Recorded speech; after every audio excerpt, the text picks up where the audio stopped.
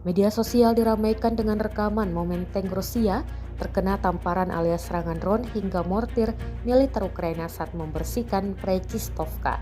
Rekaman detik-detik rentetan serangan berdatangan beredar di Telegram pada Sabtu 7 September 2024.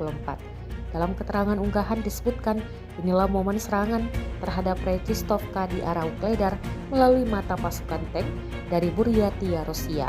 Dalam video tersebut, awak tank sedang membersihkan pemukiman ini dengan pukat ranjau. Namun di tengah upaya pembersihan, serangan Ukraina terus berdatangan. Beruntung, awak tank di dalamnya dapat selamat.